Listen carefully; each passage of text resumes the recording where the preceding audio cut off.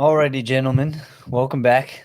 Another episode of the Northern Illinois Wrestling Ranking Show. We're joined by Jim Mastney, Mark Stewart. We are going to dive into the two-way rankings. We're going to kind of clean up what we had before and finish out all the weight classes and try to get a final list going into the new year. Jim, Mark, what's up? Let's give Mark some Velcro for that seat. yeah. Stay Well, put. I plugged in my other source of Information. information, and second I did it, it just shut my computer off, and so now I had to get it back started. Sorry about that, fellas. I will. I guess our biggest results happened at the Dvorak for the 2A 106ers, right? Yep. Vince That's where DeMarco. Vince DeMarco won. Vince DeMarco wins it. He had our Eric Kiltroff in the semis, I believe, right? I think that was quarters. Quarters. They met in the quarters. Eric's up 9-7. Stop me when I'm wrong with these scores, Mark, but I think I'm going to be somewhat accurate.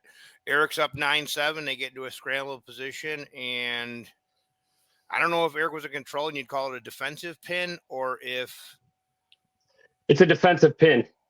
Okay. He went full on. Vince DeMarco went full on Tony Delago. If any of you guys know Tony Delago from the University of Illinois, the PA legend, loved being on bottom because he could score a ton of points off bottom. But he went back, grabs that head, square, gets the defensive fall, put him on his back with it, held him. So yeah, that'll change things in the ranking because now Kiltroff is up on Ray Long that we talked about, who was in there. He's Kiltroff's beating him 10-1. Mark.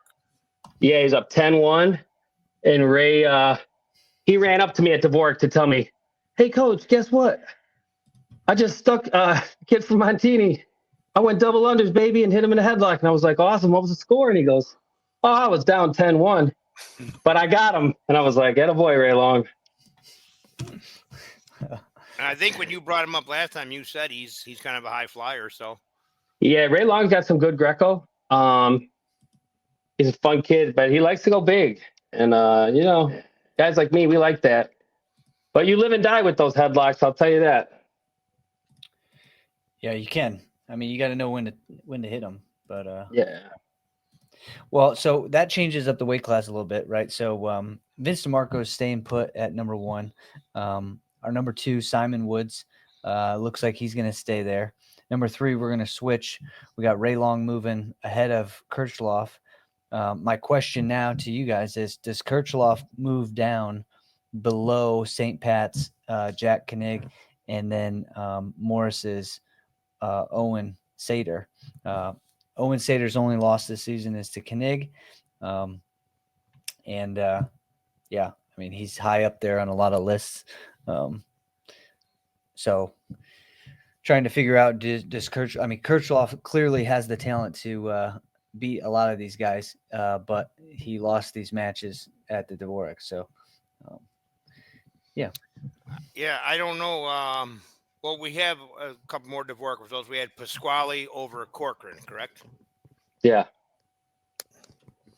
So I don't know if that changes where we were. I don't have our old ranking pulled up. I just have like a new list of things that happened.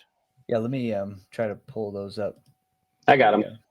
Then we have DeMarco, Woods, Kucherov, Corcoran, Sater, Long, 1 through 6. Yep. Well, Traden Diddich was there from Freeport, so they're 2A. What did he do there?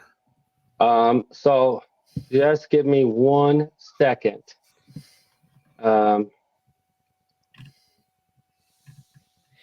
Trey didn't end up placing, but he did beat some notables. Okay. I think.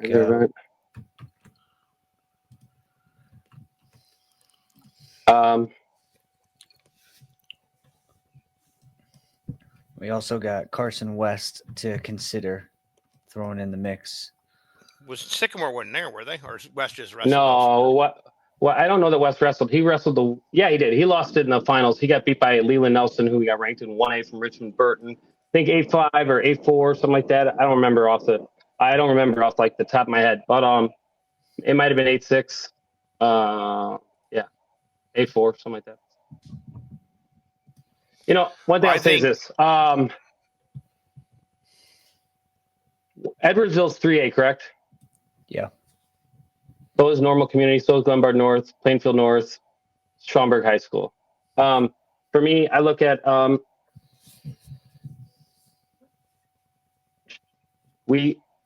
know Kleacheroff had the 2 losses, right?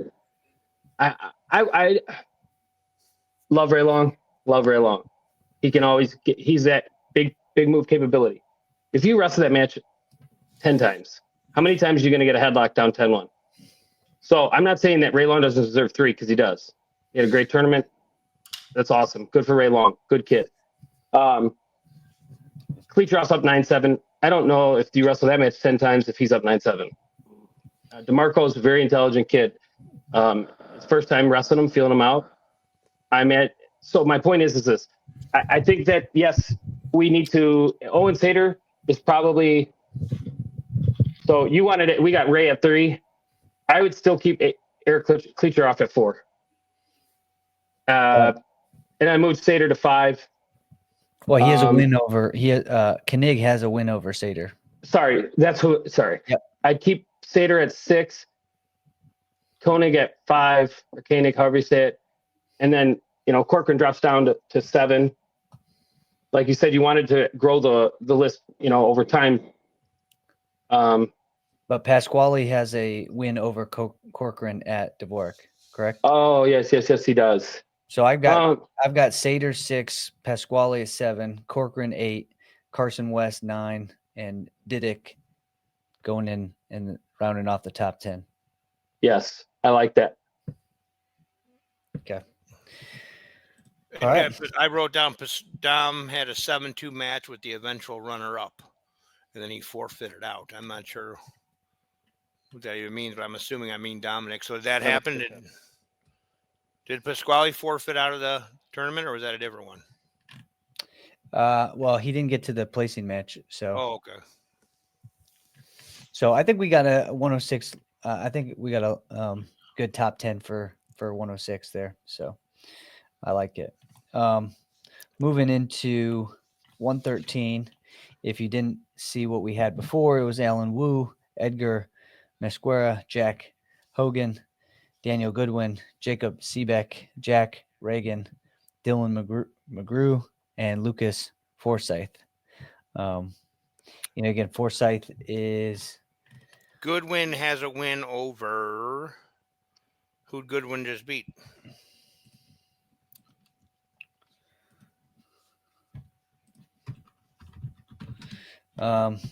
Lucas, what's it? Daniel? Yes. I think Lucas is the little brother. Daniel beat Stanley, Barnes, Woods, Hernandez from Rochelle.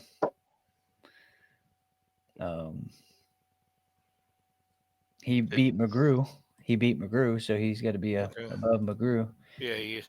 You have him at 3 right now.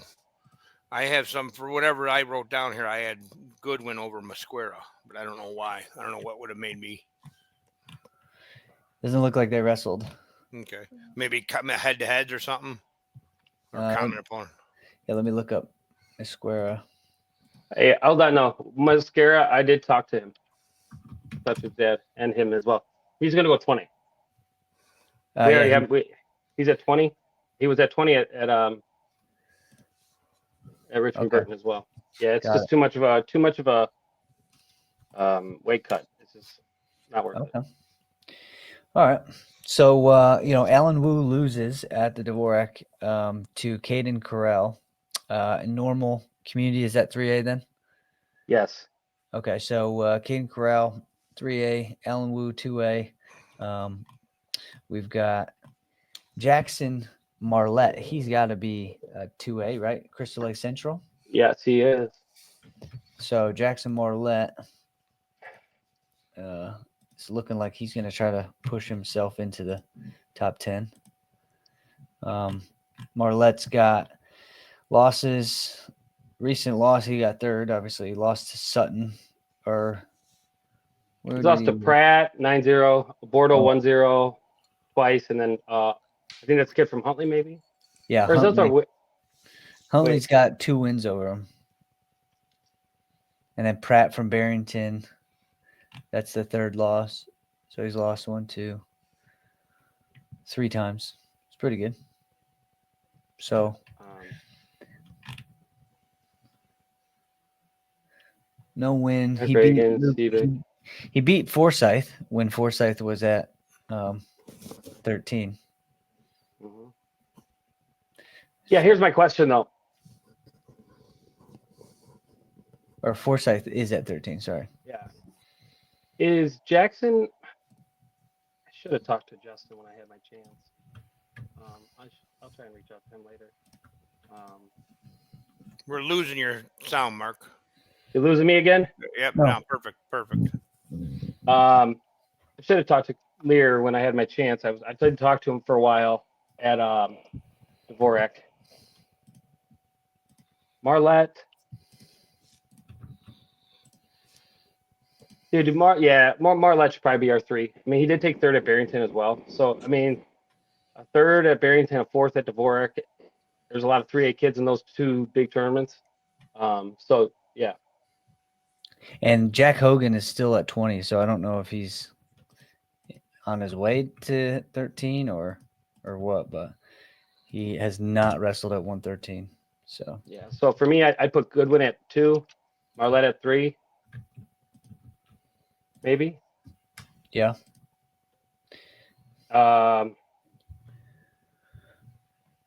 We got Seebeck. Yep. That's what, 5? Yeah, Seebeck's 4, Reagan 5, McGrew, and then Forsyth. Yeah. So again, Jack Hogan from St. Rita has not made 113 yet. So I think that's the question: is if he's going to go 13, he just hasn't made it yet. Yeah. Because right now he's undefeated at 120 pounds. Or no, he's lost, 1 match to Aiden Larson from Yorkville Christian. So, Hogan has? Yeah. But again, that was at 120, so.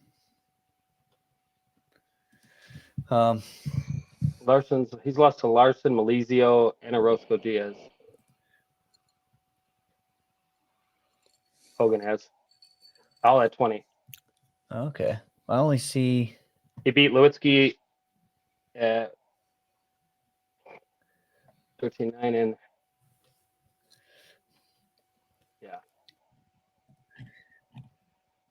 Yeah, I mean, he got 8th place at 120 pounds. So if he is going to go to 13, then he's looking pretty good. But I'd like to see him down there. Yeah. All right. So right now I got still just a refresh. I got Wu, Goodwin, Marlette, Seebeck, Reagan, McGrew, Forsyth. We're looking for an 8, 9, and 10 if you have them. I mean, to be honest, right now,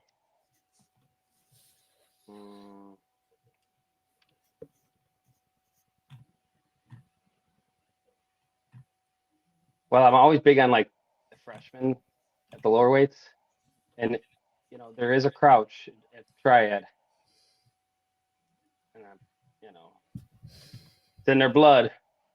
And who's this? He's Colin Crouch from Troy Triad. I think he's got 1 loss on the year at Mascuda.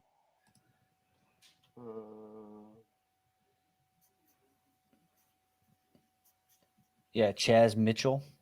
He lost. Crouch did? Yeah, 113. Yeah, he's got 1 loss this year to Chaz Mitchell of Zumwalt North. Yeah, so it's an out-of-state loss. I like that. That pops to me. Colin Crouch. There's also like kid from Morton, Noah Harris. He's a state qualifier last year. 106.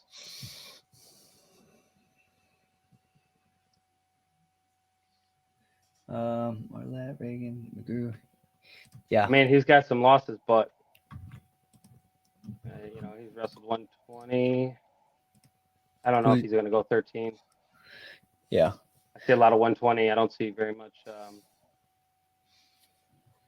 Oh, you know what? The kid Sandy from Bloomington, he's a state qualifier. He's made 13. He's also wrestled 20, but he's made 13. Jalen Sandy, Bloomington. Is he 2A? Yeah, he's from Bloomington. Not normal, just Bloomington High School. They're 2A. Sandy. Yep. Okay.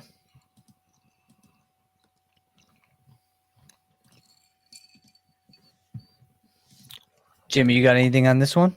No, I'm kind of looking over at 120. The only handful of 13s I know is the top 5. I don't have much dope on 13 at all.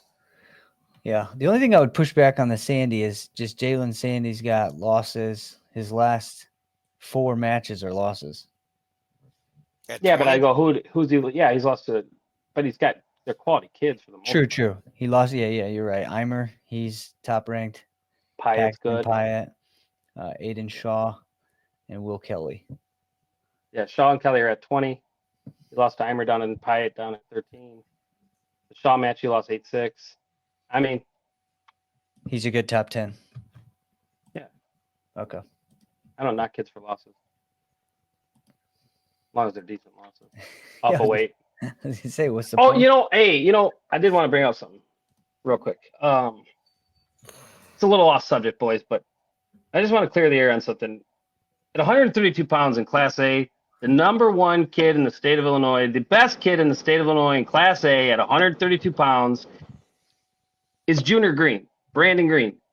And that there is a rumor going around that he's being ranked 2 because he's not as an avid golfer like Dalton is over there. And Dalton has a bias towards golfers. I'm just putting it out there to anybody's listening. I'm just kidding. But I just want everybody to know still, my pick in 1A at 132 pounds in Class A is Brandon Green. I'm done. I'm sorry. Well, I do hope that will they wrestle this weekend potentially? There is potential for it. Riverdale's down there. Roxanne. PBR's Roxanne. Yeah. Is Riverdale at Abe's? Yeah, PBR. They're at Abe's. Yeah, it will be good. Heath Smith will be down there with his boy Blake, our number 1 in Class A at 157 pounds. Hopefully he gets it done this year. Got it. Unless he loses to a Marion kid. I'll be okay with that. Nothing personal, Blake. We love you. Back to 2A. Let's get back to the task at hand. Yes. We need a number. We need 10. Anybody who rounds out. Who's the Rochelle 13-pounder? Isn't he good? He lost a few times. He lost to Josiah. Obviously, Josiah's at 1A. I was thinking about this Noah Harris from Morton. How is he? Where's he been in so far? He's got losses at 20. He did. Oh, he has made 13. He lost to Eimer. And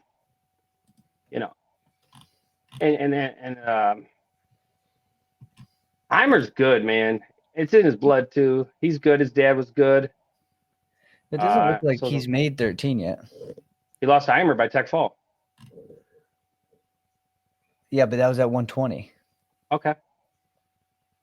Yeah, that was at the Pontiac Invitational. Eimer was at 120 in the semis. All right, what about Fences has a bunch of losses. Has he made 13? What about Eduardo Vences, Freddie Hernandez, or David Perez? David Perez from Wheeling. He did take second to Hoffman States. Well, who's the ICC 13-pounder? Cannon Judicki. No, right? We have him at 20. Oh, he's at 20.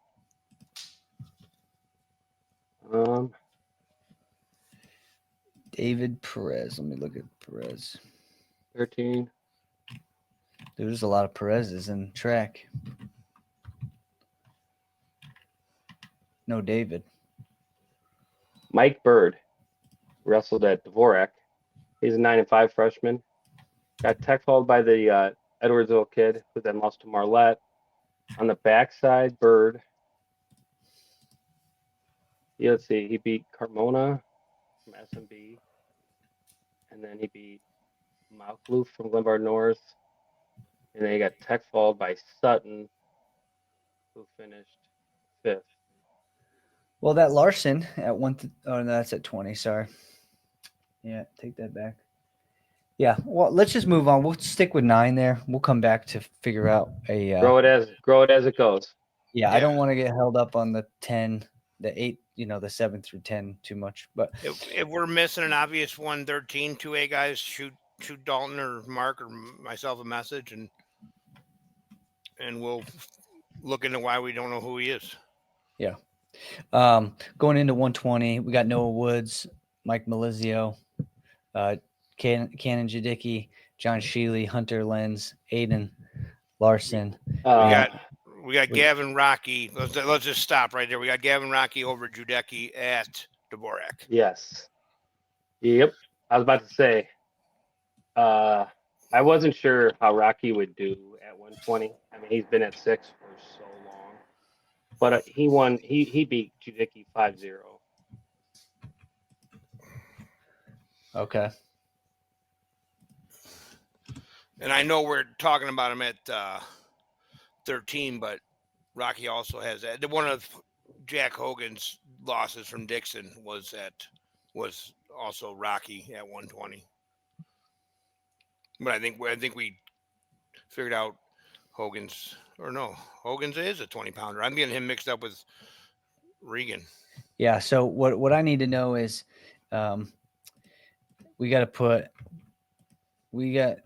add in Jack Hogan and Mesquera. So I've got Jack Hogan below Gavin Rocky. Now John Sheehy, Hunter Lenz, Aiden Larson, they were 4, 5, and 6.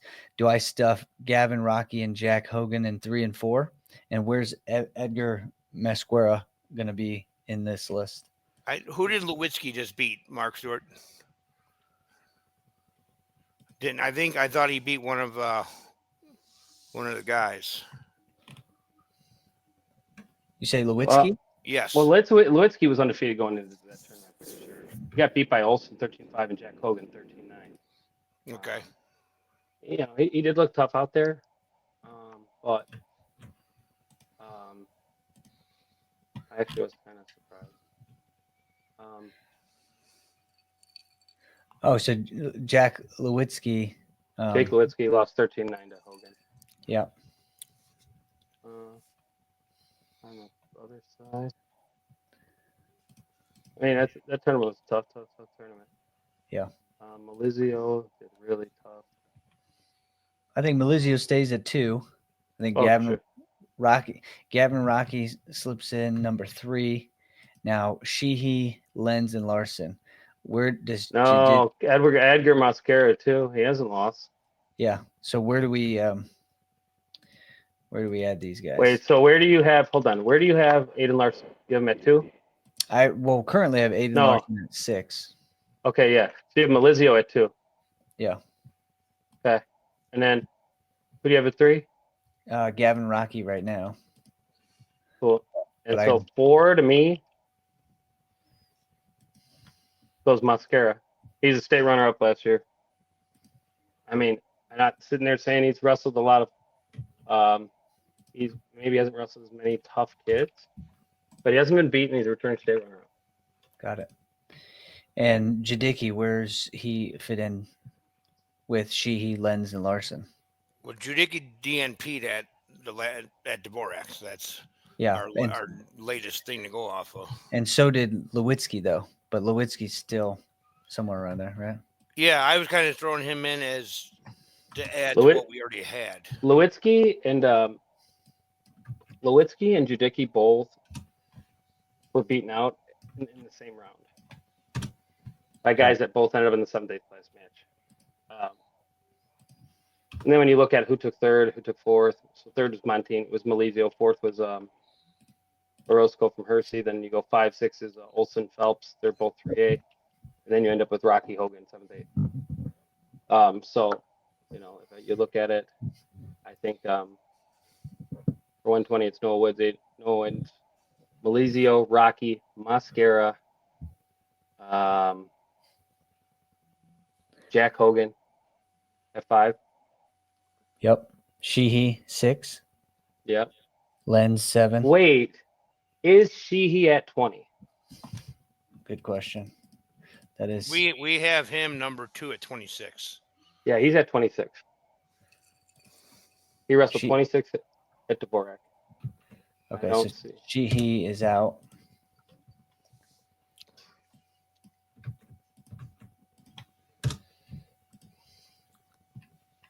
All right. So the only other one I need to look up is Ruscotti. Ruscotti? Yeah. Russiti. Bobby Russiti. Well, where is he at? He's at Montini, but he can't be at 120 then. Yeah, Bobby Russiti's tough, dude, but if he's stuck behind Malizio, yeah, he can't make it. Yeah, then it's not his spot. Got and it. then I would probably add, I would go Hunter Lenz at 8. Oh, wait, hold on. Hogan 5. I had Hogan 5, Hunter Lenz 6, Larson 7, Jadicki 8, Lewitsky 9. Okay. Man, that's a loaded weight. Who's Jacob Smith? I wrote his name down thinking I wanted to ask you about him, Mark Stewart. Smith. Jacob Smith's a tough kid. He trains out of he's an Antioch kid but he trains out of BAM and Relentless. And I do not know if he is even wrestling this year at this point. Sadly. Yeah. It's Antioch. Okay, I see. He wrestled at the Donnybrook. Yeah. He got 19th place. Well, yeah, but if you lose in the first round, the highest you can get is 17th. Yeah. I wasn't saying that completely derogatory, but slightly. We caught it. I was pretty surprised that somebody got 19th place, but yeah, I get it. They wrestled that tournament out to basically like every. Yeah, is it a pool tournament?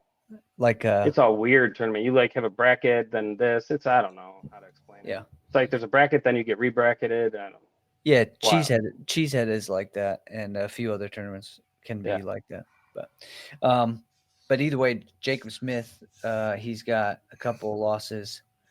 One. I don't even know. I think he's guys. To be honest with you, I don't think he's wrestling. I think he's stepped away from wrestling for a while. Well, last wrestled 12-6, so see if he comes back. All right. Well, unless you guys have somebody to pop in there at 10, or the Brandon Anderson is a kid who I think we might need to look into. I've seen his name around. Stuck by fall, 6-2 to Stall. Or stuck by Phelps, 6-2 to from Morris. Stall. Yep, he got beat 8-2 by Lindemuth from Coal City. And then, hold on. He's got wins over. He's beaten Gavin Rocky. Yeah. Styles make matchups, man. Yeah. So let's throw him in there. Let's put him in at 10. Yeah. And Gavin Rocky obviously performed really well this last week. So let's see how that plays out. He did lose though. Calvin Stahl from St. Patrick's,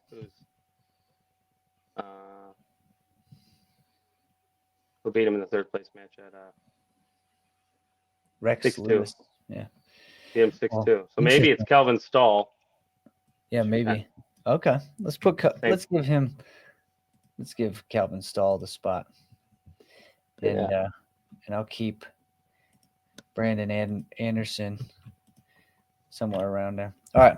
Moving on. Let's go to 126. We got Josh Vasquez, Xavier Villalobos, Gavin Hannaran, Max Cumby, Tommy Bannis, Mikey Mead. And we got to add Sheehy in there because Sheehy took. I think the rumor I heard remember the discussion about who's Montini going to have at 26, whether it's Vasquez or Huff? Yeah. I think I heard a pretty good rumor that Vasquez is graduating early, going to go train at an RTC somewhere, and he'll be gone, and Huff will be the 26-pounder.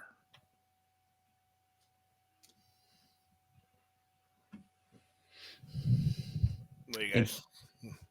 I mean, that's an interesting play out, huh? Well, there's a lot to take in.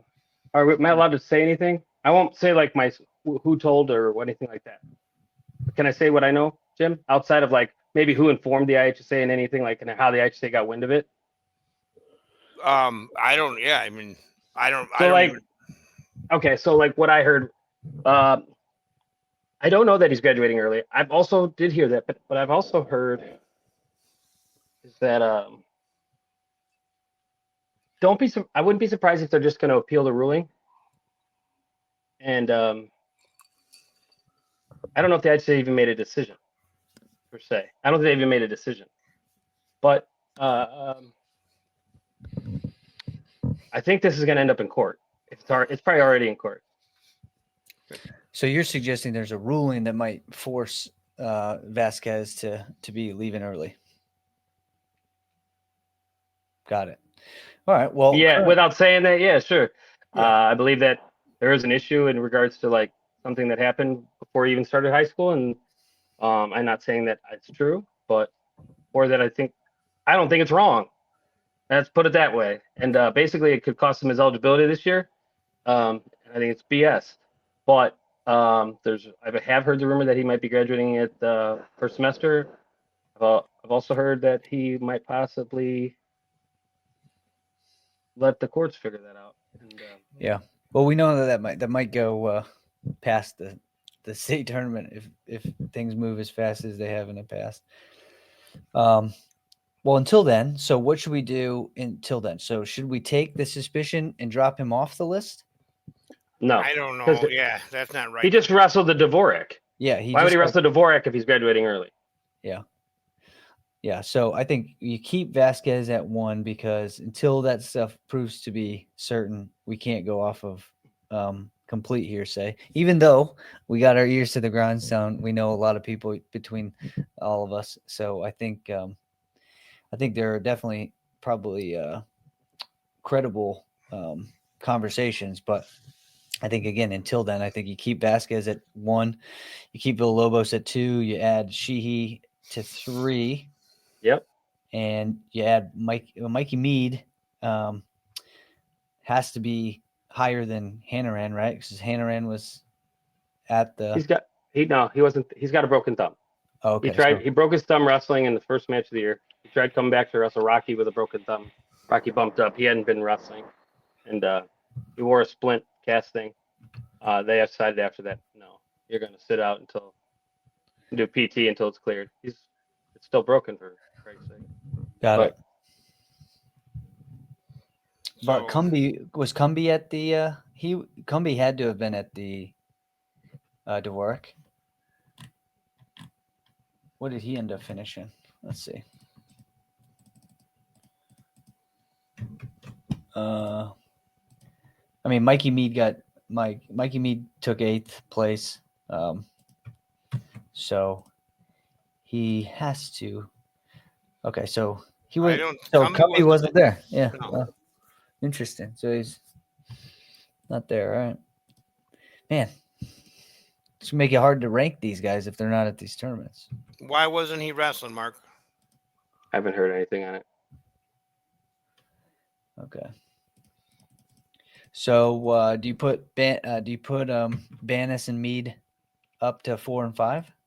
Well, Banis had a good. I mean, Banis beat. I know it's not necessarily the correct weight. Well, Banis is at 32. Oh, but he wrestled 26 at the beginning of the year. Okay, he wrestled 32 at Dvorak. Oh. Yeah. Yeah, he took 3rd place. That's pretty good. Yeah, and I can't confirm or deny this, but my gut tells me, just seeing what kind of things that happened to Dvorak, and that the reason that Banis' injury defaulted out of medically forfeited out of Barrington was because he didn't make weight day 2 or wasn't going to. I don't know that to be true, but we've seen it a bunch. We saw it a bunch at Dvorak. So I wouldn't be surprised that's what happened to him at Barrington. Yeah. But at the same time, I would not be surprised to see Tommy Banas, however you want to say it, at 26 or at 26 for the state series. Yeah. It isn't Tommy Banas the kid that was in the finals with Pup at IK State? I believe so. Yeah, He was in the finals. So he's a freshman? Sophomore. Well, then it couldn't have been Pup. Does he have a younger brother? Yeah. All right. Yeah. So I'm thinking with you, I think he wrestled part of the year at 26. He's going to get 2 pound growth allowance come January 1st. You know. Well,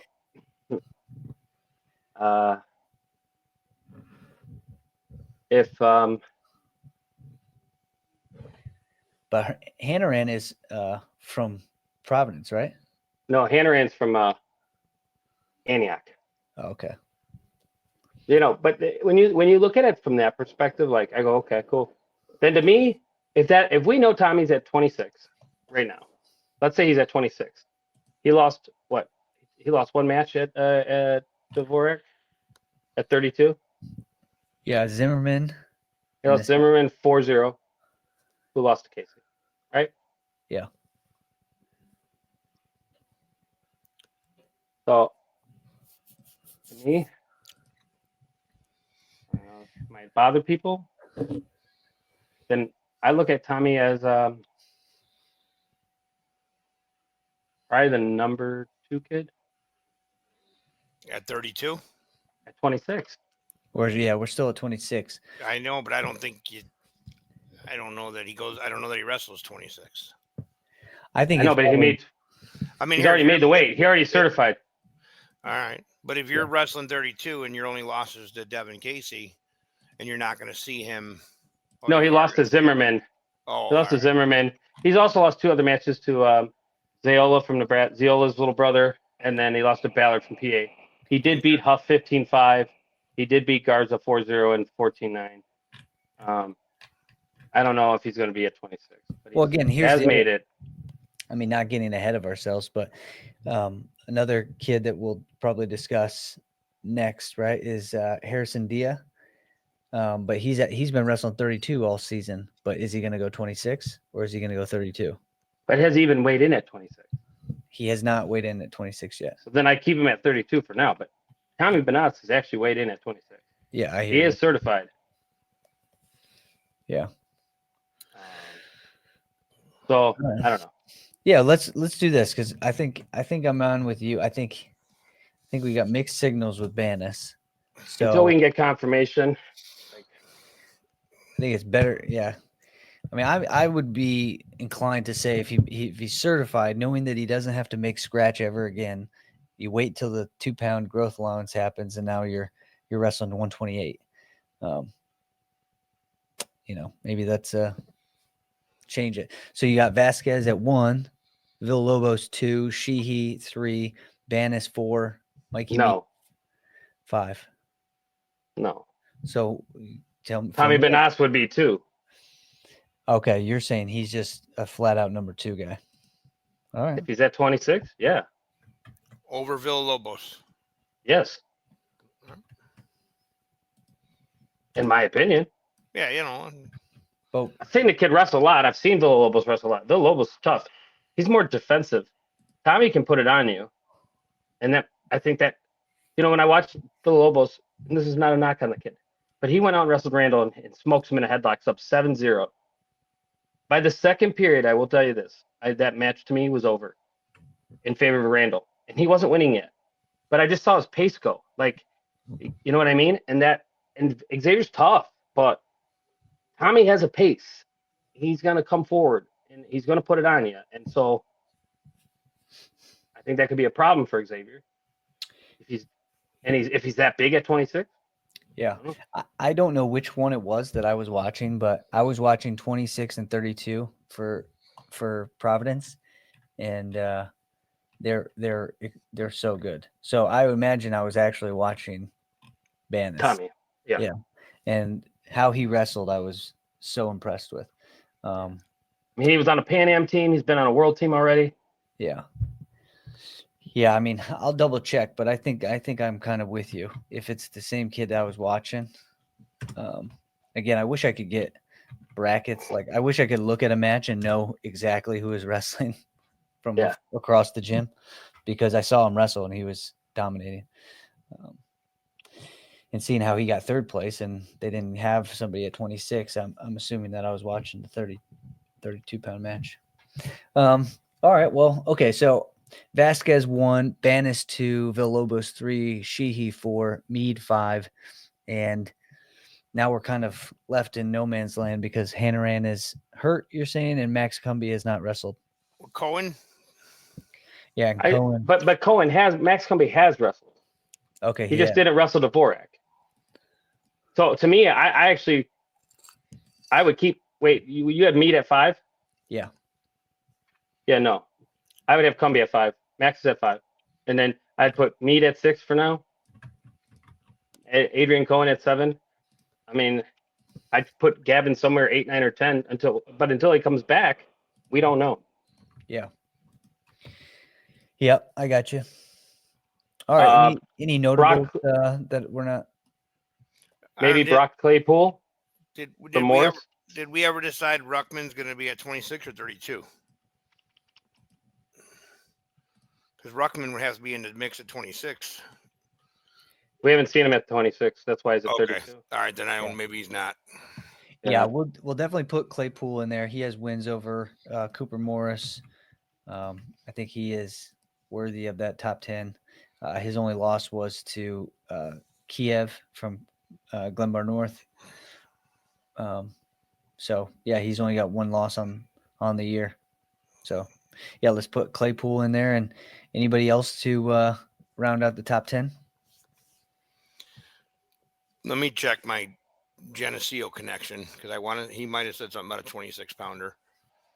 Hold on 1 second here. What, did Sebastian go down? Let me just look. I don't know. There was a lot of information. I didn't soak it all in. I think Tim Sebastian went down to 26. Yeah. He did. He lost to Jasinski, pinned him. So from Grant. Is he top 10 worthy? Yeah. Yeah, he is. And, I do remember hearing at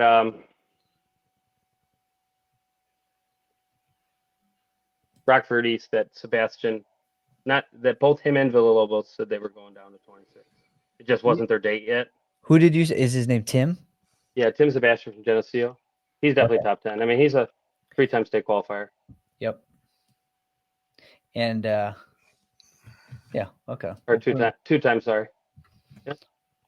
All right, he rounds out the top 10, and we'll move on to 32. All right. All right, 32. There's a lot of information here.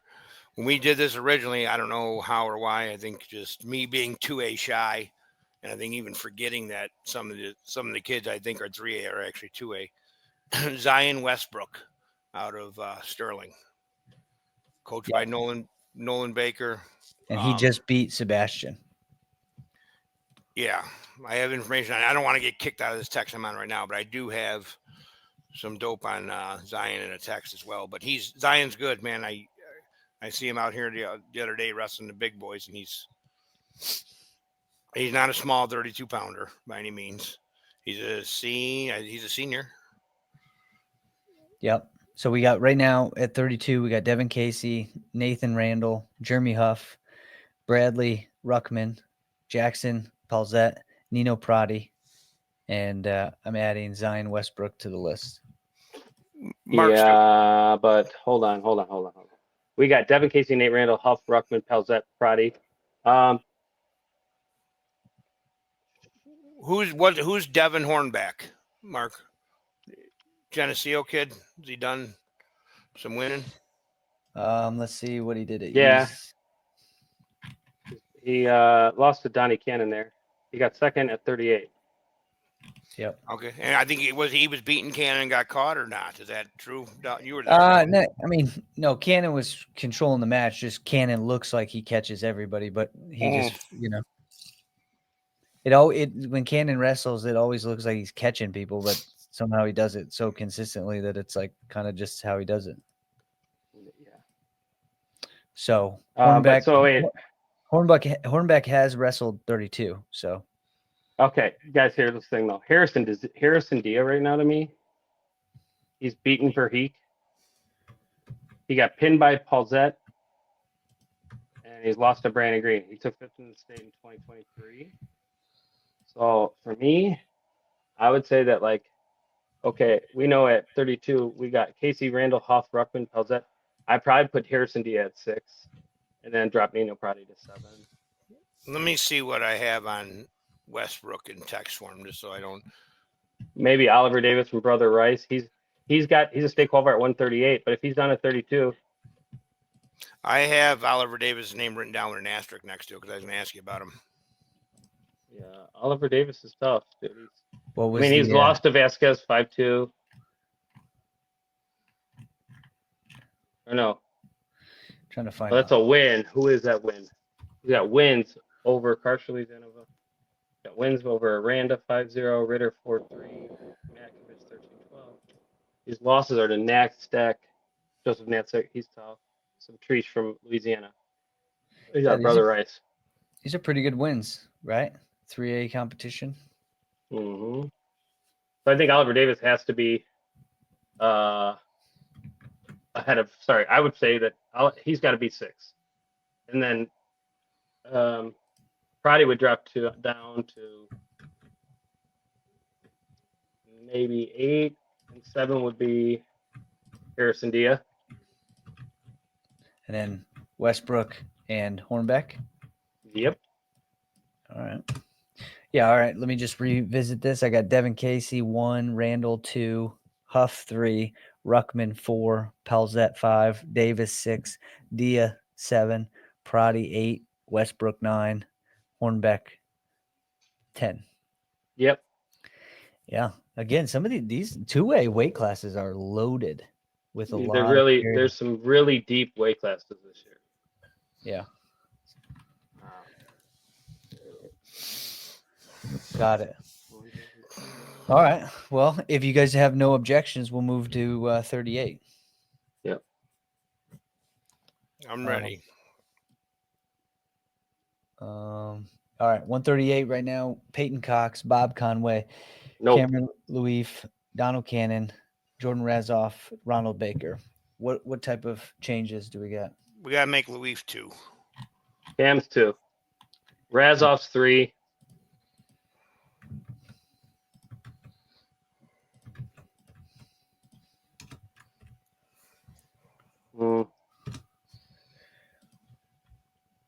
Cannon 4. What happened to Conway? He's been beat, but dude, he got tech falled by Loof. Oh. Tech fall. That's beating. Because Okay. I look through the Dvorak and I go, okay, Loof 191. Okay, there's pin attack. He got pinned in the first period by TJ Silva, the Hananiga kid. We love him. Yeah. But again, going back to the Dvorak though, Prati wrestled 38. Who'd you have at 3, Mark? Who's RASOF? I just wrote it down. I didn't know how to pronounce it. Who is that? Jordan Razoff. All right. He's tough. Yeah, Prati did wrestle 38 there. I don't know. That's the thing. Like, dude, I gotta. Those things should play out a little bit. We'll get a little bit more clarity. But Can you mute me for a minute, Dalton? But don't go to 44 without me. I got a bunch of 44 dope. Got it. So I got it like Cox, Loof, Razoff, probably Donald Cannon. Yeah, Cannon stays at 4. Yeah, and I drop Conway to 5. I keep Ronald Baker at 6.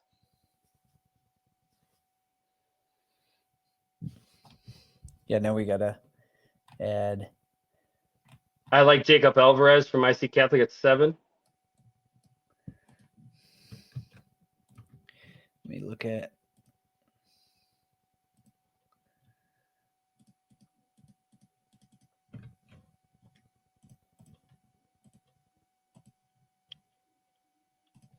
Probably Matthew Lukansky from Carmel Catholic at 8. Yeah, Alvarez only has 2 matches. Is that correct? Jacob Alvarez from IC Catholic? Yeah, it looks like. No, because he got beat 4-2 by Razov. Okay, he must have Richie 2, 10-0, Zonar 14-7. Gavin Woodmanson beat him 11-7. You know what I mean? Yeah, the track only has him has. Yeah, that's the problem with that track. Alvarez was at 38 at. Wait, where was it? Yeah, where was it? 38. At Dvorak. He beat Alvarado. He beat Andrew Alvarado from Marion 4-0. And then he got beat by Richie 10-0 on the consolation side. He took 8th at Dvorak. He lost 11-7 in the finals with Woodmancy.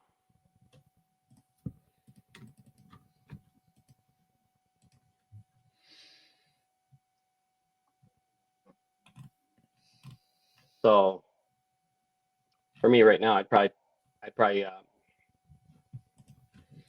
keep Baker at 6. I'd put Alvarez 7. at 7. Matt Lukansky from Carmel Catholic at 8.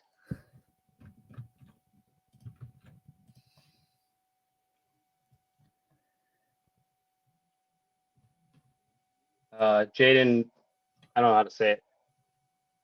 He got a 4-3 loss, but he beat Hornback 9-2. Kid from Sycamore, yeah. He'd be my 9. Is that 8 or 9? That's 9. Okay. Yeah. In regards to a 10,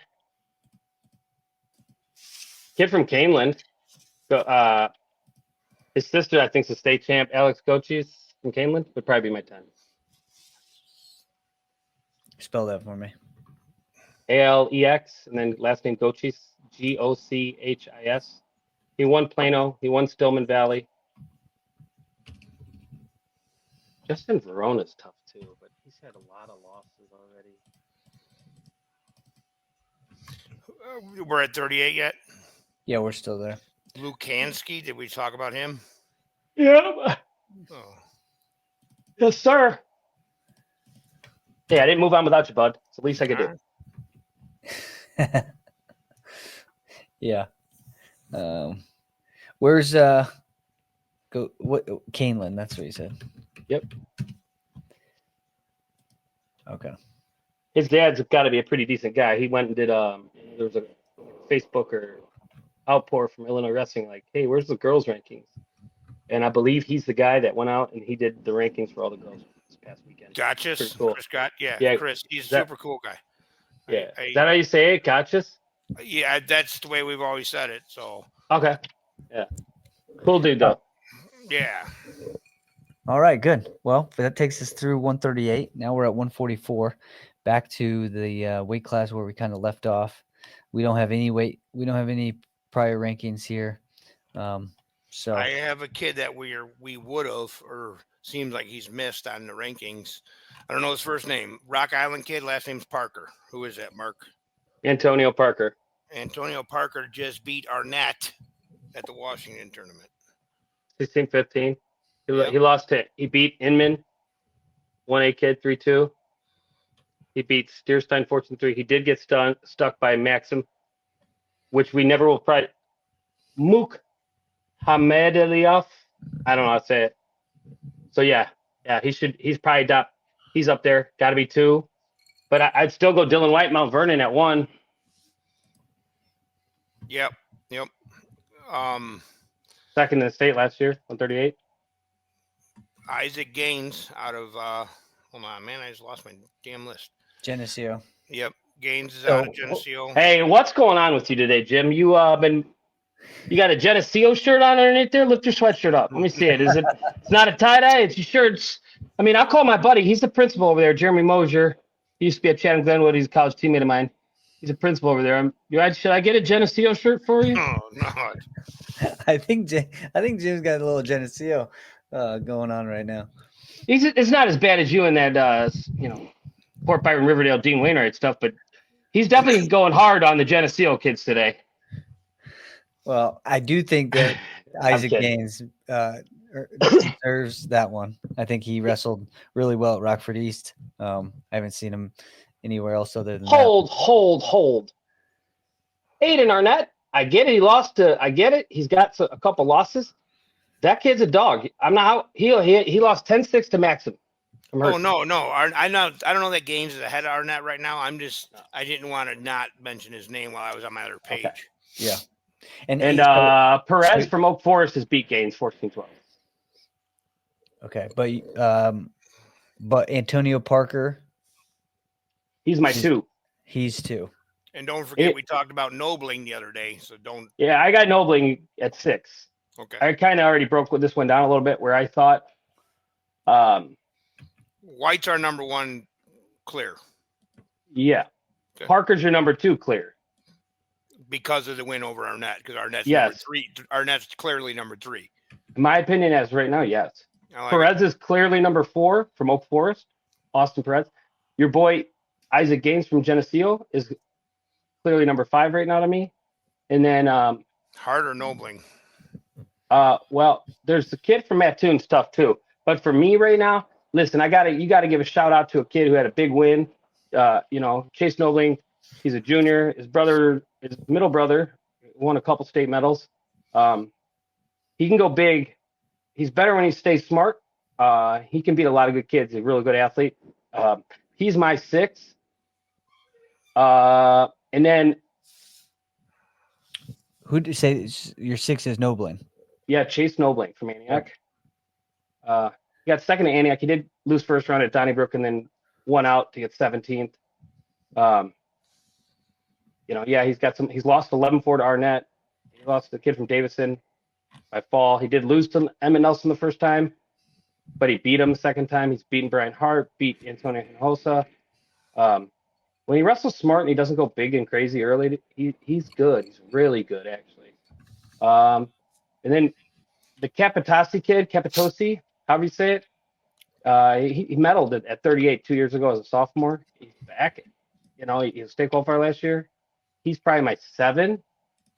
Rosen? Ben Capitosi. No, but Capitosi. Did we mention Rosen yet? You mean Robeson from Morton? No, Rosen. Rosen. Max from DePaul? Yeah. Not yet.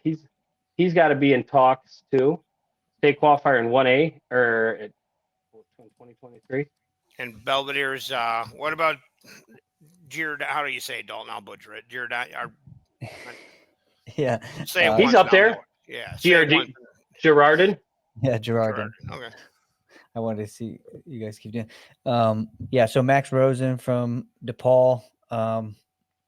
He's lost to Tegan Newell from Crown Point, so that's outside state. Yeah, he's undefeated outside of that. It looks like. Only problem is, and this, hey, I'll say it because I don't care what people think about me. I'm not disputing whether the kid's good. That's not what I'm saying. What I'm saying is that we got to honor certain programs don't have a very difficult schedule. Certain programs wrestle just up. They don't care if they have kids have 20 losses. It's all about looking great when it matters, which is February. And so you start looking, okay, if I look at this, I go, hold on, right here, where was it? I was looking at somebody's losses. Well, exactly what you're talking about, Mark, is part of the problem. We can't move certain kids that probably should be moved because they're not wrestling anybody on paper to say, hey, he has a win over this kid. He has a win over that kid. Yeah. So, okay, listen. Enzo Canale, St. Rita. Yes, he's lost 11-3 to Fiddler. He also has a 1-0 loss to Arnett. He's a senior. He beat the Robeson kid in Robeson from Morton. He's a returning state qualifier. Repeat that. Who was that? Enzo Canale from St. Rita. To me, he should be ahead of. It should be Capitazzi at 7. Right? Yep. Enzo Canale at 8. Rosen at 9. Yeah. And then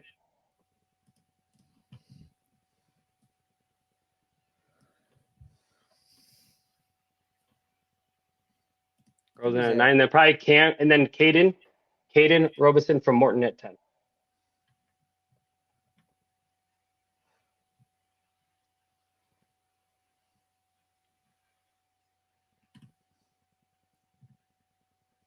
Where's he? Let me see. Robinson. Robinson. Robison. Morton. Okay. Caden Robinson. All right.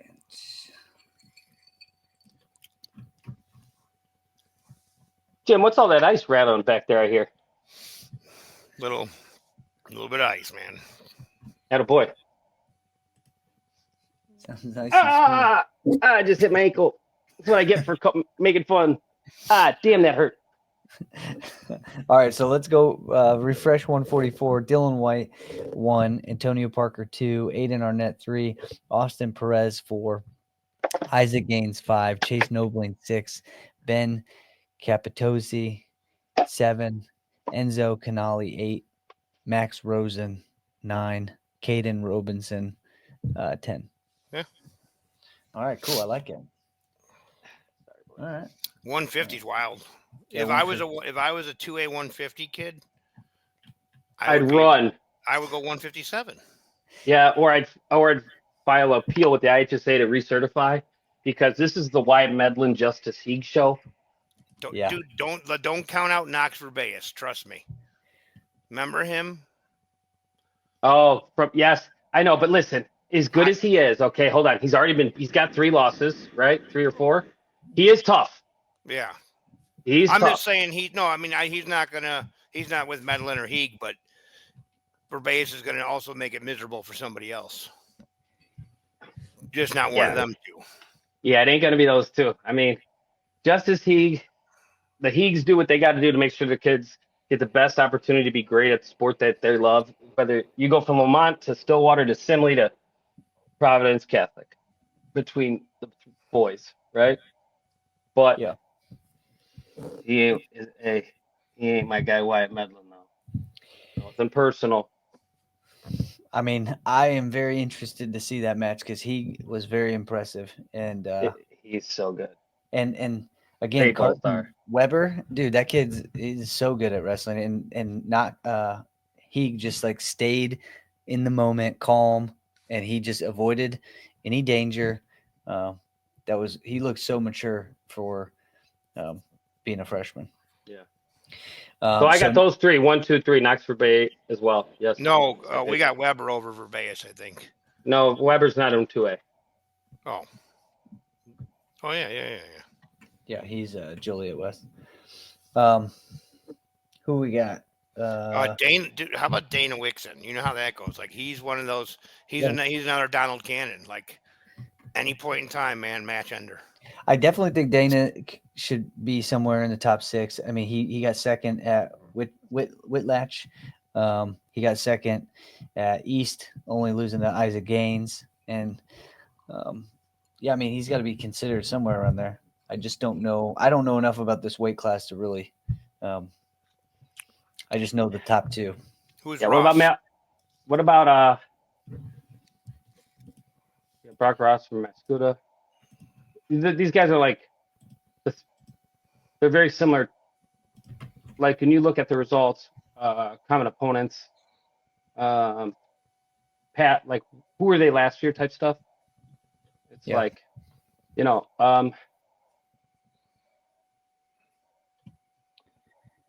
go any way. You got juniors with all have a couple losses. Malachi Jackson and Brock Ross. Malachi Jackson's been losing lately, though. I watched him. He's Who did he lose to? I got 9-6 overtime to O'Hare to Hare, who's former. I don't know. He lost to like a non-ranked Downers Grove kid.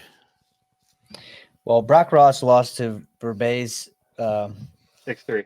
Yeah, 6-3. So that's a pretty good. That's a 1 point. That's a 1 takedown man. So Brock Ross goes 4. Dana Wixon 5.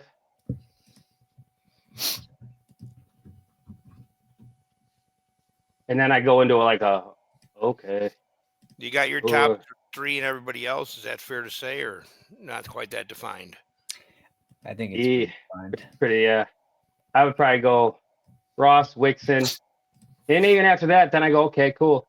I'm probably going to Malachi Jackson still until I see something different. He's two-time state qualifier. I mean, it's beginning of the year, dude. You're gonna lose some matches. I don't know. I just don't see a lot after him. Brady Neal took 5th at Rockford East. Heck, followed by Gaines. Jack O'Connor from Brother Rice lost 11-0 to Wixon. Ross stuck Hayden Fry from Marion. Yeah, Xavier Woods. What do you could give some love to Xavier Woods. I think he won the Evanston tournament. He won Niles West. He didn't do anything last year, but as of right now, I don't see any other losses. But probably hasn't wrestled the toughest schedule. He wrestles for the Good East STEM School, which means he's probably wrestling a pretty CPS heavy schedule. But he did win Evanston and Niles West. All right. I don't know. This is a weight I'm not going to have a lot of luck on. Yeah. Well, let's keep it there. Let's stop with top 7. I mean, I think White Menland 1, Heeg 2, Verbace 3, Ross 4, Wixon 5, Jackson 6, and Woods 7. Yeah. And just kind of move on and see what happens as far as the next tournament. But I think that, I mean, to see those two guys, I mean, obviously White Menland's going to Illinois. He's very good, and that Heeg is phenomenal. So those are the top 2 in 2A at that weight class. So, all right, let's move on. 57. Montez. Zach Montez. Wait a minute, hold on. Did you get some insider intel that says he's at 57? Oh, I thought we were at 65. 57. 57. Hold on. Hey, Jim, do you have anybody else to consider besides the Geneseo guy? At 57, yeah. Who you got? Santino Tenuta. Santino Tenuta. He's a tough dog. Is he at 57? He was. When? Sunday. Sunday. When in the finals at Dvorak. I got him at 57. I don't see him he was at 65 at Dvorak. Oh. I know I know. And he has not, I mean, wait, yeah, because this looks like he's wrestled 75 for most of the year, too. He's at 65 there. Yeah, but he's a big boy, man. He's also like 5'6". Yeah. So I wouldn't be shocked if he's like, I'm a big fan. That's something that I think we should do a podcast on this. I don't know, the IHSA's weight descent program, and just like the pros and the cons, because a lot of these kids jump out right away and they go, oh, I got to make scratch. Yeah. So and then like, oh, why? If it says you can make 57 in January 18th and then make 65 on December 30th, and so you start at 75, like, oh, we might lose. Oh my God. Yeah. Because you're small, but at least you're not sucking weight right away. So I wouldn't be surprised. He is short. Yeah. And it seems like a pretty wide open, like 57 to me is like nothing against any of you guys at 57. But when I go through these weights and I go, okay, 65's got bam, bam, bam. 57's got bam, bam, bam. I go, or 50 does. I go, 57's got Trent Rakers. There's a Ty Smart out of Rockford East who's tough. I don't know. Is he at 57? If he is, he wins the biggest 57-pounder contest. Yeah, he comes up to Relentless sometimes. That boy he's tall, lanky, jacked, super fast from space. Yeah, I think he's got about 2 ounces of body fat on his whole body. Never lifted weights a day in his life. A-Rod brought him out here a couple of times, and he said this kid's never lifted weights in his life. Yeah. Well, yeah, I mean, he's another one to consider. I do know that, he didn't have a great Rockford East tournament, but that was at 65. Well, with all the uncertainties, I guess 57, you got Voigt from Rochelle. Nelson will have him ready, but I mean, that's just it. Like, you look at 50 and then you look at 57, and if you're a 50-pounder, man, the water's a lot safer at 57. Yeah. So for me right now, I would say Tyson Rakers from Highland is number 1. He took 4th in the state at 150. He's a 2-time state qualifier. And then I would probably go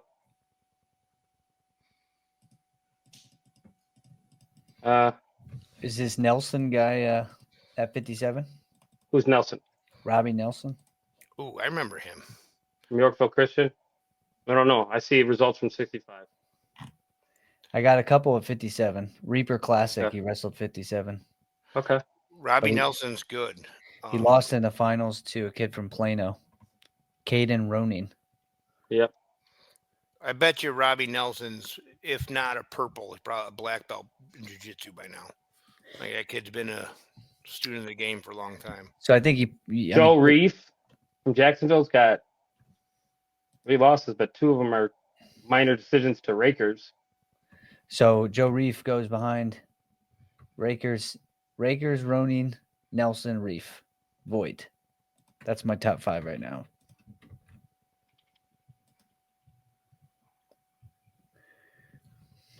I got, yes. Did you hear that? So Tyson Rakers, Yep. 1, Caden Ronin 2, Robbie Nelson 3, Joe Reif 4, Brendan Voigt 5.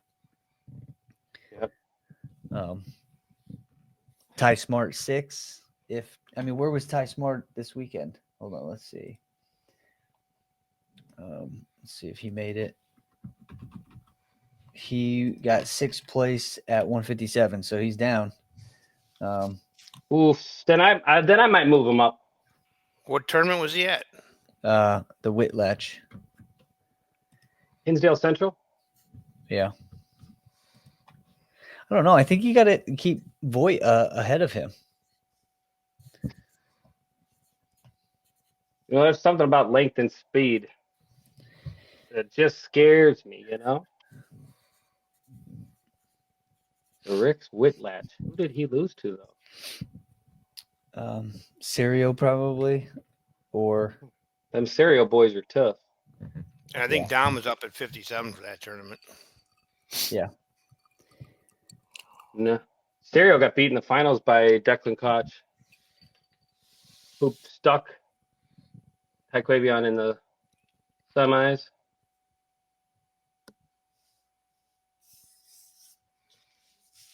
Oh. Taekwabian, after he lost, defaulted out. How about Grady Hall? He forfeited to Watson. Hold it, Geneseo kid. Yeah.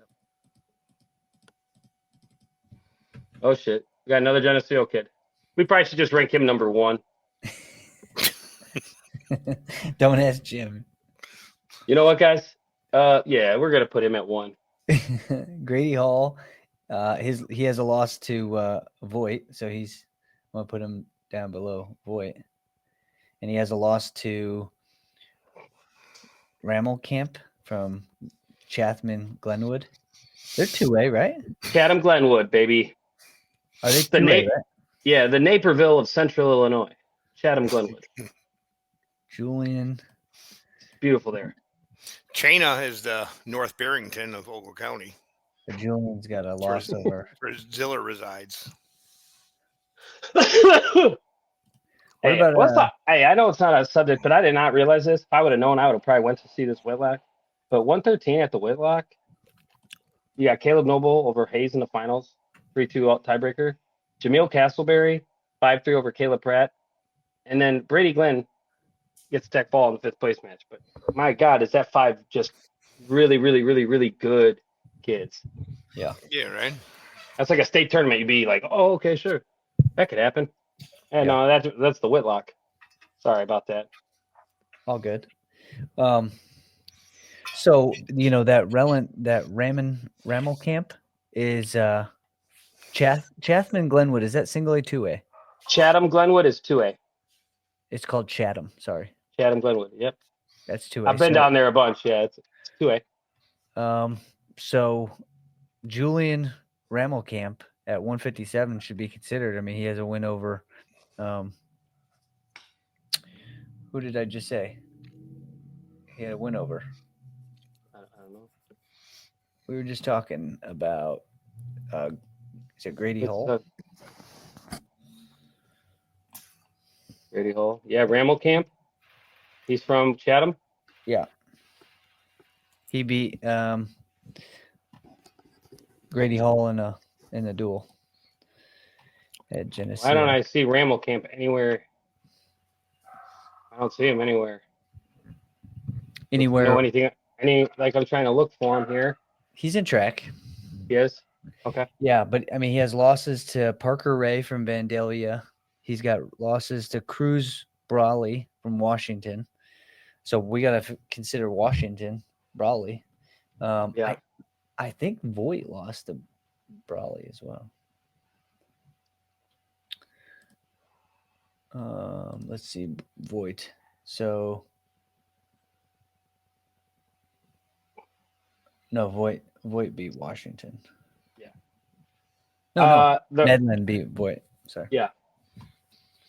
Okay, so where are we at here? We got Rakers at 1. Who do we got at 2? We got Rakers 1, Caden Ronning 2, Nelson 3, Reef 4, Voigt 5, Smart 6, Hull 7, Rammelkamp 8. Good. This weight's got a lot of things that need to kind of play itself out here. Yeah. Yeah. I'm just gonna hold on, I'd say put Cruz Brawley at 9. Yeah, I was gonna add the Brawley kid. He is a tough kid. Yeah. And he has Cruz has a win over Rammelkamp. So I'm going to put Cruz at 8 and Rammelkamp at 9. And then we'll move on and okay. Yep. All right, 65 it is. Jim. Jim. Go give us number 1, Jim. Number 1's going to be Zachary Montez, Geneseo, Illinois. You got it. We will confirm. I watched hands down the best 165 100 2A. Yeah. Yep. And Not he's even been a good. debate. He's been good for a long time, but now he's really good. Yep. His brother was good too. What how do you say it? Elia. I don't know how to say his last name, but to me he's just Elia. He's good when he's good, right? No, he's gotten better. Like he started to get better. You know, folk style's not his first style of wrestling, obviously, guys. So he kind of was learning it, and as last year went on, I watched him wrestle a bunch. He just got better and better, right? It started to make more and more sense. And I know Maddie told me I got a message from Eli. He's like, "When you're home, let's wrestle." And then he's like, "Yeah, of course." And then he's like, and then I'll get another message like, "Hey, when you're home, let's," you know. So the kid loves to scrap, man. He's tough. He's my 2 all day. Yeah. Okay. Again, there's okay. So Van Grasser's right there at 3 from St. Pat's. Alexander Tack from Montini. Where did he? Oh, but no, what did he wrestle? He had to wrestle 75 at. Yeah, but he already lost to Noah Pachata from Cary Grove. I'm trying to place Tenuta. I'm trying to. Ooh. You are smart. Good man. Yeah, because Tenuta, I mean, he could be a favorite over Montez. No way. Not a chance. Not at 65. I'm talking about Tenuta at 57. No. But we can't put him at 57 right now. But is Tack made 65 this year? Can you just find that out? I think it's AJ Tack. It is. All right. AJ Tack dressed 65. He was in the semis of Niles West, but that was December 14th. Okay, so he's recently made 65. Yeah, and he lost to Noah Pachata from Cary Grove. But does him making 65 put Tenuta at 57? Mark Stewart. No, because at the Dvorak, Tenuta went 65, and AJ Tech had to go 75. So I think everything's going to be determined. But at this point, Tenuta hasn't made 57. I can't find anything of him at. And maybe he's certified at 65, and they're hoping Tenuta goes down to 57, and maybe he will. And at that time, it'd be a different story. But right now, to me, I have to use Tenuta at 65 until something changes. With that being said, though, I would say that Tenuta, to me, remember, Tenuta was losing in the match to our guy Nance from Fremd, who's getting tough, man. That kid's getting a lot better. December 23rd, we saw you, my guy. I saw you, my guy. Nance was out scrapping out at the shed. to me, I would probably put Tenuta at 4 at 65. And then What about Grant Gensler, Rochelle kid? He's tough, right? He is. But he's lost to Brawley 11-9 and Montez 7-1. His wins, though, I would probably put him at 6, and I would put Pachata at 5. Pachata's 1 Niles West. He's got some wins. He beat Tack 8-5. And then his only loss I see is Ilya 7-1. So I'd put Gansler behind him from Rochelle at 6.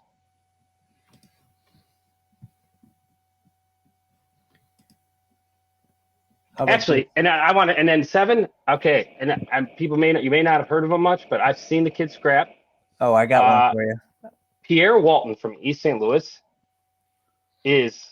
I watched him last year. The kid's just a weird. He's so tall and explosive. He's from East St. Louis. He won Muscuda. I don't see any. Pierre Walton from East St. Louis. I'd actually say I would put him over the kid. Right now, I'd put him over Gensler from Rochelle. Okay. He's been wrestling 65. He got first place his last tournament. He's undefeated. I got another one too. The Galesburg kid who won Metamora. He's a returning state qualifier. He looks pretty good. Where's Anthony? Yeah, he did lose to Kelly. He beat Stein 14-3. Yeah. And he had tech followed by Montez. So he's top 10. And then you gotta put in Wilkevich from Civic Memorial.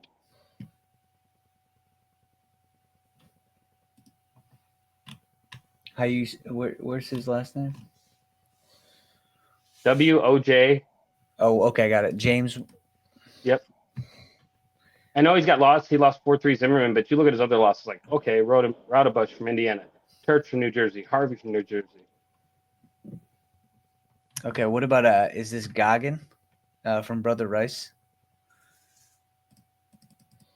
Where's he at? He's a big guy. He's a heavyweight or something, isn't he? Or he's got a brother that is, maybe. Well, one of them's got it listed. I was just double checking. I didn't want to leave anybody. 65's got some of these 65s need to find it in their heart to make that descent down to 57, in my opinion. If they want to get on the podium. All right. Well, how do you say that? All right. So Montez 1, Ilya 2, Grasser 3, Tenuta 4, Pachata 5, Gensler 6, Walton 7, McCalwa 8, Wojciech. Wojciech. Oh, it's a Wojciech.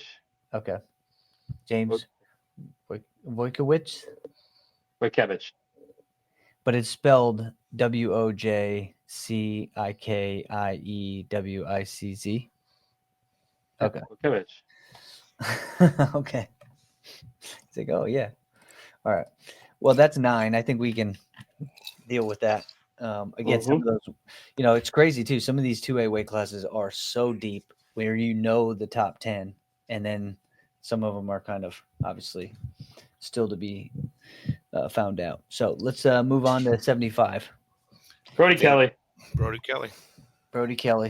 Not a debate. Second at the Dvorak, losing to the Wisconsin kid, right? Caleb Denny, yeah, who's super tough. He's a world team trial runner-up.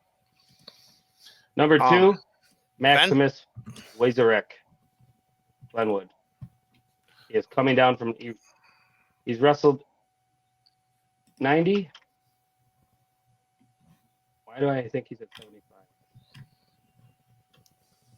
Who did you say? Seen it. Maximus. If he's at 75, he's a problem for everybody. But who's the work?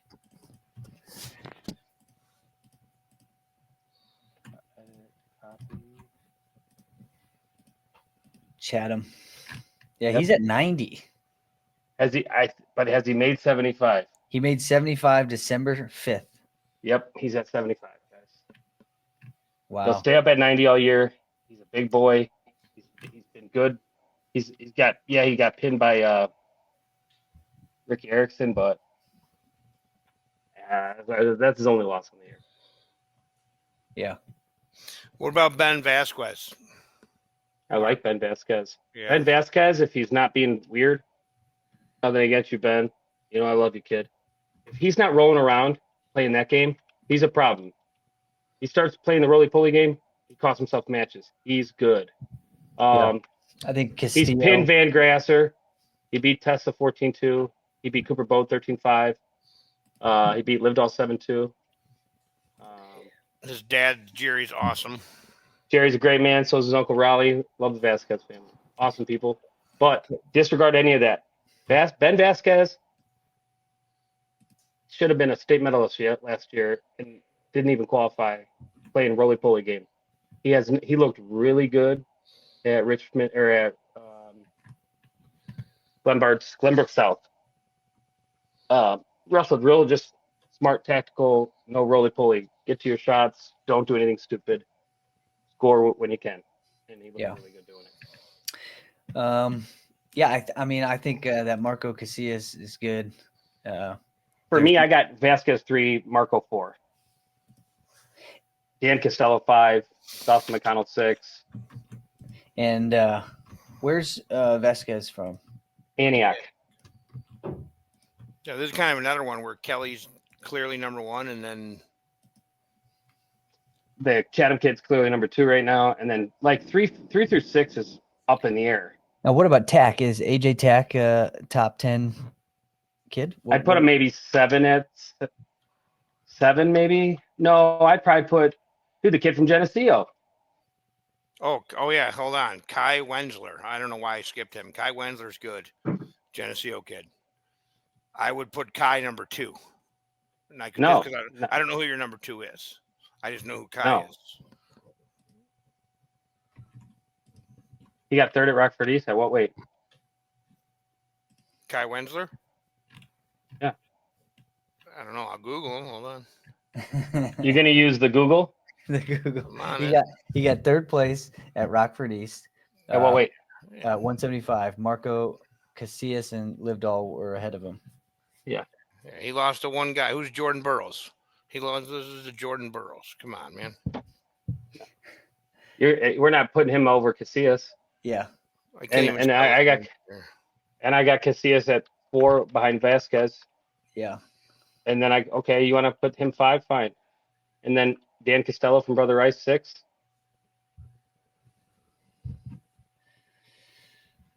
Whoa. Let's look Dawson McConnell 7. Don't forget about whether or not Tack is gonna. Yeah, I'll put Tack behind them. So who did you have at 7? What did I say? What you did again? We got Maximus at 2, Vasquez 3, CS 4. Yeah, Windsor all 5, McConnell or Dan Costello 6 from Brother Rice, Dawson McConnell 7 from Lincoln at 8, probably Malachi Cannon at 10 or at 9, and then Cooper Bodie from Sycamore at 10. Who did you have at 8? Hold on. I think you had Tack at 8. Yeah. Okay, so Tack 8, Cannon 9, Bode at 10. Yeah. Okay. What did Cannon get at? He got 6th place at. Okay. All right. Yeah. So Kelly, Maximus, Vasquez, Casillas, Kai, Costello, McConnell, Tack, Cannon, Bode. Yep. All right. 90.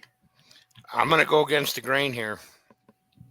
Just seeing what I saw, I'm gonna go with. You pronounce the name for me, Wakanda kid, Mirvik. Nope. What did this? Tell me his name. Michael Mirvik. Michael Mirvik. Yep. I think he's good.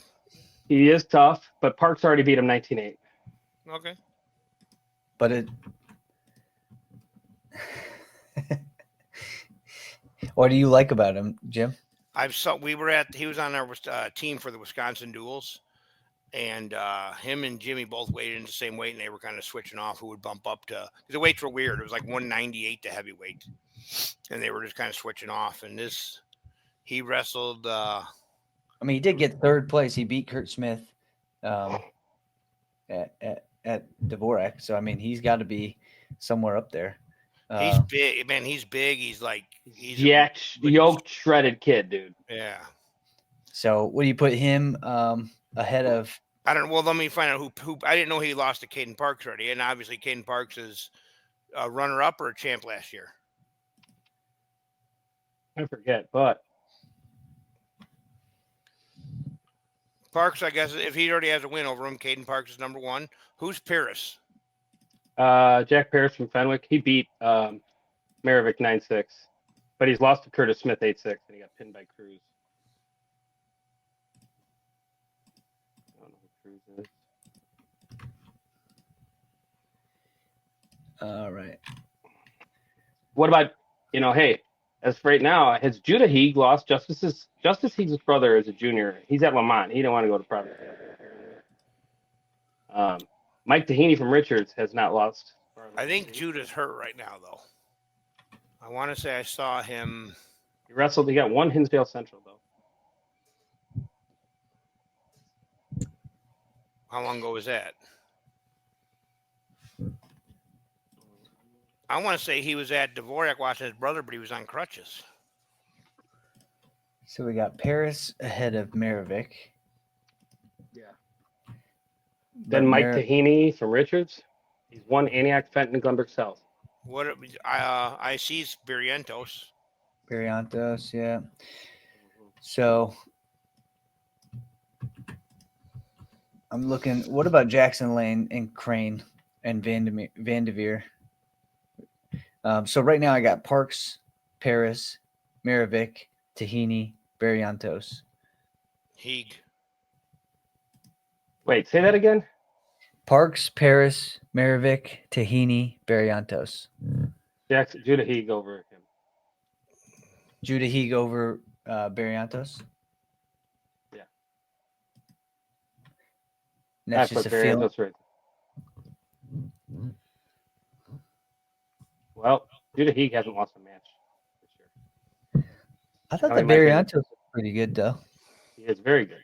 But he's IK stamp or IKWF state. Very rarely do you see freshmen at 190 pounds that have. And Barrientos is tough. He's jacked. But that's why I asked about this Jackson Lane guy. Yeah, the Montini Catholic kid. Yeah, but where was he? State qualifier last year at 190. But where was he this last weekend? I don't know. Huh. Yeah, he didn't. No, he wrestled. He lost. He wrestled 215 though. So who wrestled Montini for? Who wrestled it? Teams. Who wrestled for Montini at 190? Rich DeWant. I don't know who that is. I don't know who that is. They didn't wrestle heavyweight. Yeah. So Heeg, Barrientos, Heeg. All right. So this is what I got. I got Parks, Paris, Maravik, Tahini, Barrientos, Heeg. I think that's a good top six. I mean, yep. I'm good with that. Yeah. All right. And any other notables to kind of bring into the top 10 or anything? I mean, Vanderveer, I don't know who Vanderveer is. If looking at his record real quick. Yeah. Brock Vanderveer from Muhammad Seymour. What did he do at East? He won. He won East at 190. He's got to be considered. He's lost to Poyer from Coal City and Maravik from Wakanda, and Tahini from Oaklawn. So he's probably a perfect number 7. All right, cool. And let's see. Just because he's got my name, Dalton Oakman. Let's see this guy. Oakman. Where's he at? Dalton Oakman from East Peoria. He's got losses to Max. We don't know how to say it from Chatham Glenwood. Yep. And Oliver McPeat from Lena. And Landon Venencia from Seneca. So he's got 3 losses on the year. And 2 of them to Venecia. Where's Seneca 1A or 2A? Seneca, that's a small town, man. I don't know. I would think they were. I think it's 1A because there was somebody from Seneca that we were talking about at 106. All right. Well, we're going to put Dalton Oakman at 8 and move on. All right. We got top 8 at 190, and we'll go to 215. Hoffer, Washington. Yeah, Hoffer, Washington. Caden Morris is it from Rochelle's your 2. 3 is Foley Calcagno from IC Catholic. I don't think there's much debate. No, I don't think so either. Oh, Hoffer placed at Ironman, so he's the man by default just for going there, right? And placing. Yeah. We got another consider Colton Mooney from Geneseo. Crystal Lake Central, Tommy McNeil. Yep.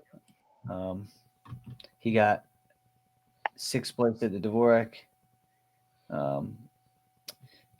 So we got Tommy McNeil. Where's Geneseo kid? Let's see, what's his name? Colton Mooney.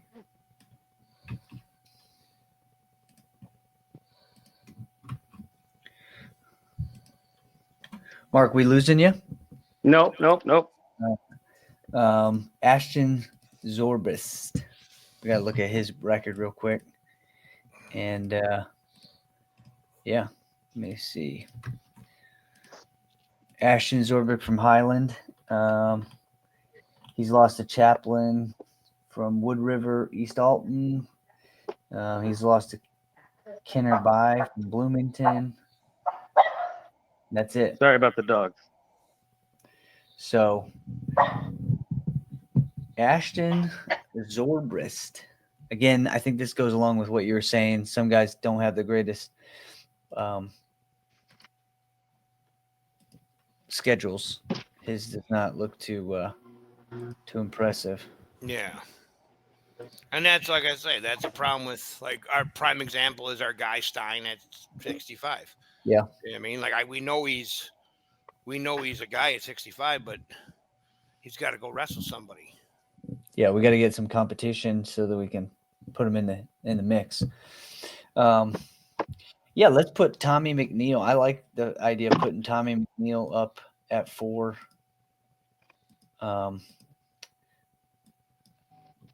And Colton Mooney. What's he been doing? I don't have his name. I have Mathena. Mathenia? Yeah.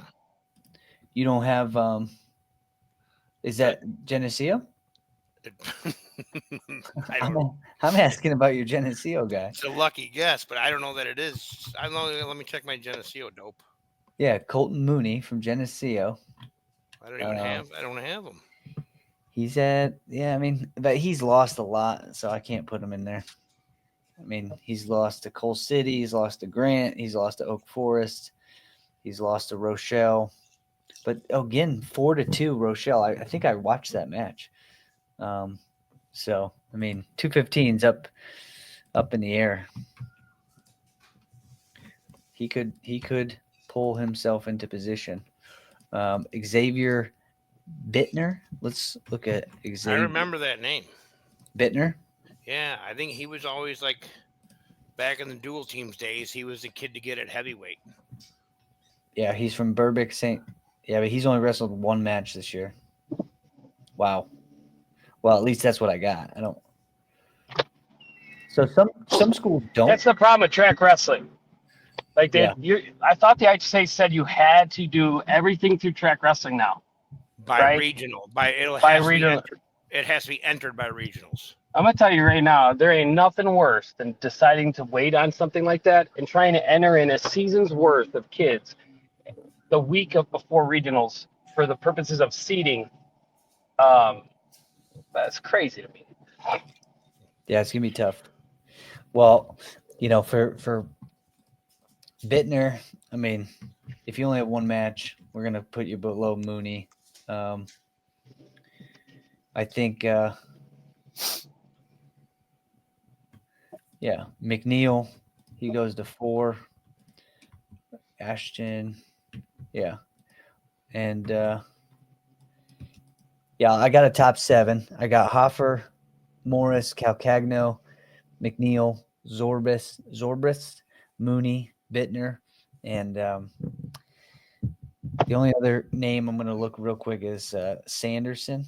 He's on a few from Tinley Park. And we know how good Caden Morris is right out of Rochelle. He's a full size human being, man. He's good.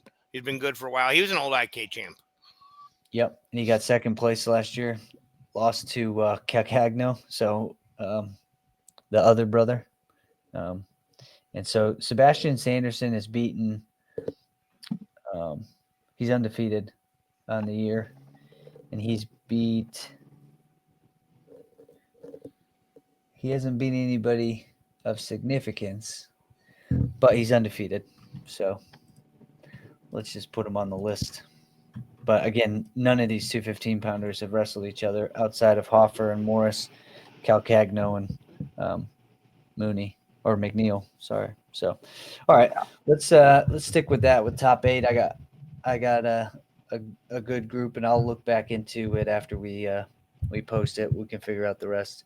285. Any runaways? Jose Del Toro. Del Toro. And I think that means the bull, right? Yeah, right. So you win twice, Del Toro.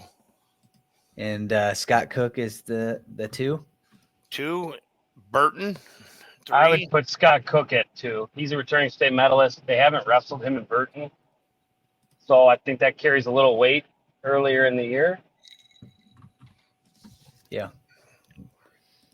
Yep, and then Burton 3, and now we got to look for Moss. 4.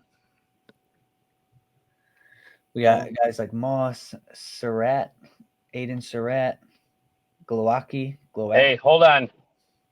Don't count out the big boy from Washington, Sean Thornton. I got him on here too. My list reads Del Toro, Cook, Burton, Moss, Thornton.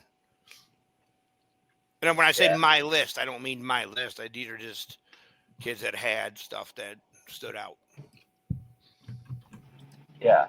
I like the Thornton kid. Didn't he? He basically won them state duels last year, right? Yeah.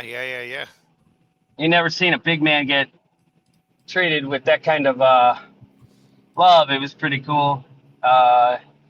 He's a tough kid. I like him. But I also go Aiden Surratt, Jacksonville. Like him. Anthony Sebastian from IC. He took 4th at Dvorak. Ooh. Maybe I'd make that. With that being as tough of a tournament as he's probably my 6th.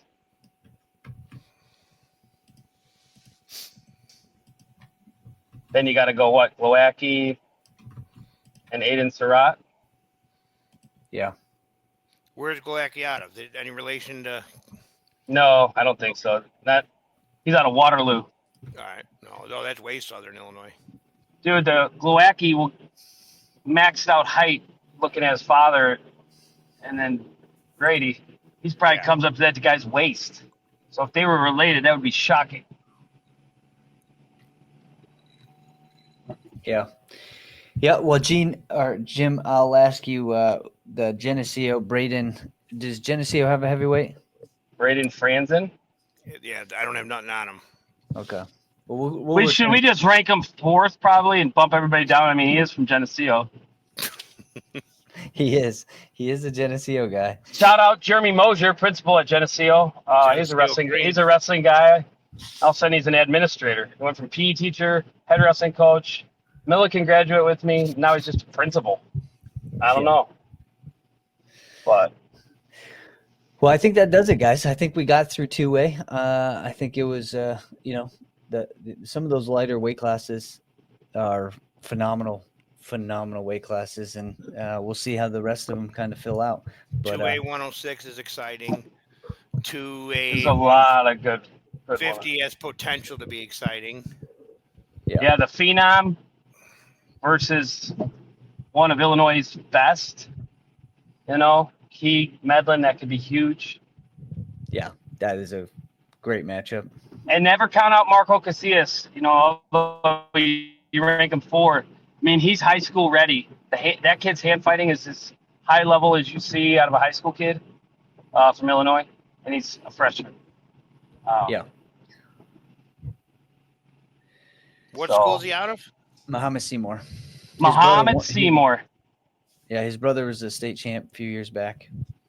Yep. So his father was a Hananiga coach. He was an assistant to Marty for a long time. Oh, really?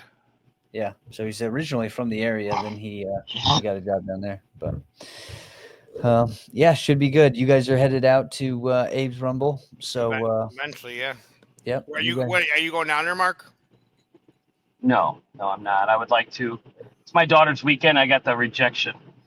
Yeah. I got shut down. Bring her with and introduce her to your Roxana family.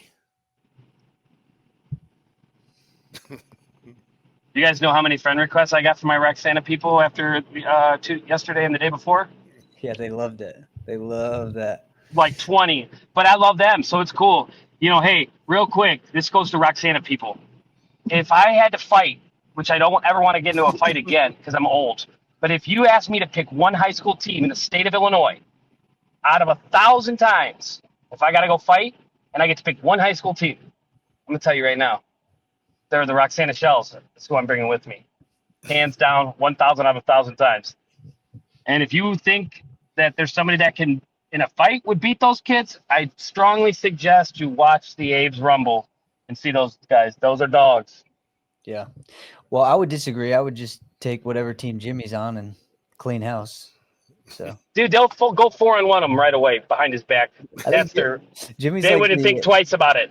He's like the Incredible Hulk. The more you go after him, the bigger and stronger he gets.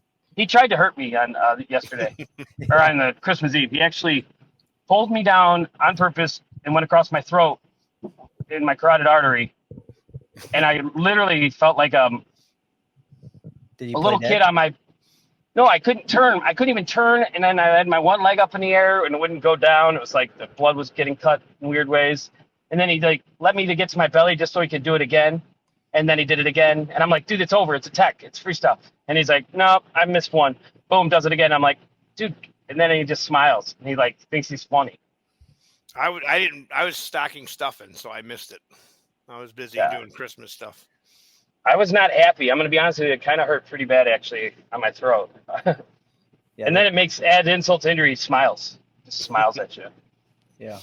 I encourage anybody in that situation, just play dead.